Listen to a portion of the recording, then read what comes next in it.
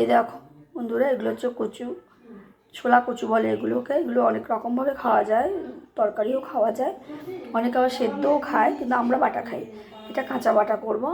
দেখতে থাকো এই বাটাটা কীভাবে করি। আর বাটাটা সম্পূর্ণই মিক্সিতে করব। কি কি লাগে পরপর আমি বলছি। প্রথমে আমি কচুগুলো দিয়ে দিলাম এর ভিতর।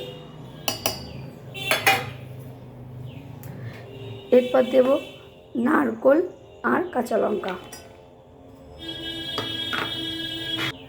এরপর দেব কিছুটা সর্ষে, সাদা আর কালো সর্ষে মিশিয়ে নিয়েছি। আর দেব সামান্য একটু নুন,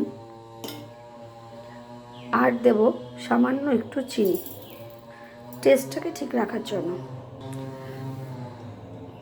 কচুতে কখনোই জল দিতে নেই, তাহলে নাকি গলা ধরে, কিন্তু পেস্ট করতে গেলে মিক্সিতে সামান্য একটু জল আমাকে দিতেই হবে। এখানে ঠিক খাবার চামচের 1 চামচ মতো জল আছে, খুব বেশি জল আমি দেব না। এবার আমি এটাই পেস্ট করে নিচ্ছি।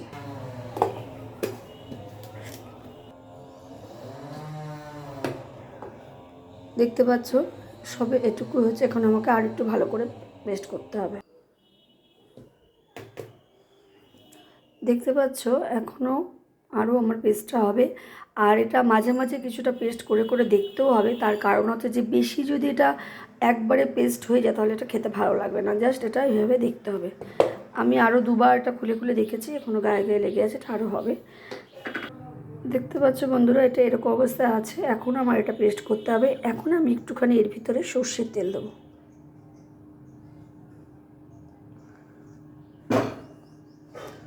এবার সর্ষের তেল দিয়ে এটা আমি আবার পেস্ট করে নেব।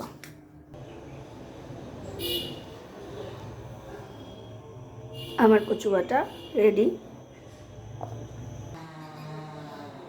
দেখো আমার কচু বাটা রেডি। আমি এর ভিতরে আবার একটুখানি সর্ষের তেল দিয়েছি। আর যা যা দিয়েছি সে তো ভিডিওতেই দেখতে পাচ্ছ যে আমি বাটার সময় সব দিয়ে দিয়েছি।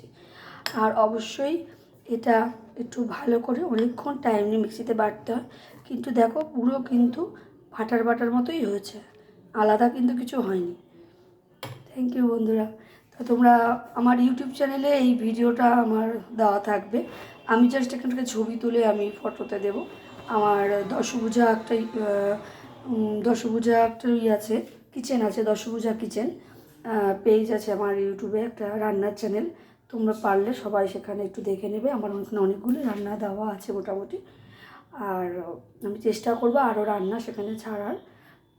এটা আমার বলতে পারো একটা আমার ভালো লাগা, রান্না করতে ভালোবাসি আর খাওয়াতেও ভালোবাসি আমি। থ্যাংক ইউ বন্ধুরা।